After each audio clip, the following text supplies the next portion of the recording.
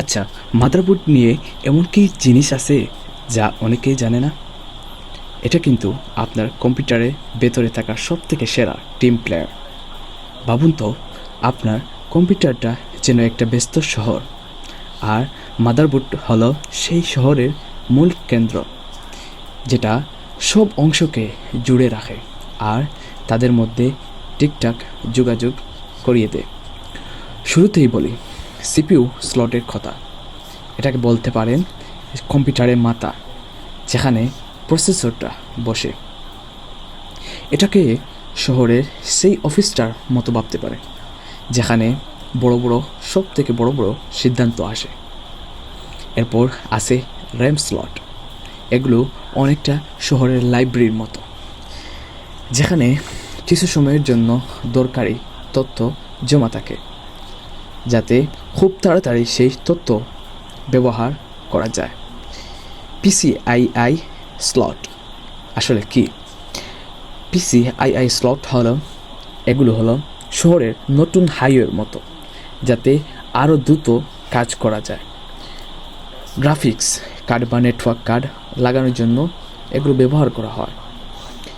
Shutter put দিয়ে আপনার hard drive আর SSD লাগানো থাকে। এগুলোকে শহরের বড় বড় গুদামের সাথে তুলনা করতে পারে। আর M.2 স্লট এগুলোর চেয়ে আরও বেশি গতির। পাওয়ার কানেক্টরের কথাও বললে চলবে না।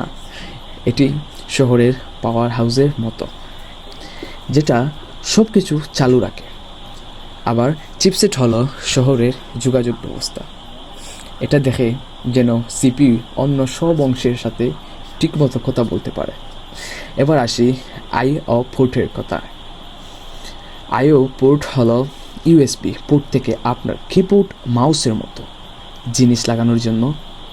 আবার HDMI বা BGA পোর্ট থাকে মনিটরের জন্য। ল্যান পোর্ট ইন্টারনেটের জন্য, আর জ্যাক সাউন্ডের জন্য। মাদারবোর্ড কিন্তু বিভিন্ন সাইজের হয়, যেমন ATX, মাইক্রো ATX আর মিনি ITX। অনেকটা বিভিন্ন মাপের শহরের মতো, প্রতিটা শহরের মতোই নিজস্ব সুবিধা আছে। তারপরে যখন কম্পিউটার চালু করবেন, মনে রাখবেন এই মাদারবোর্ডই আপনার কম্পিউটারের নামক শহরটার হৃৎপিণ্ড, যেটা সব কিছু একসাথে জুড়ে রাখে আর সচল রাখে।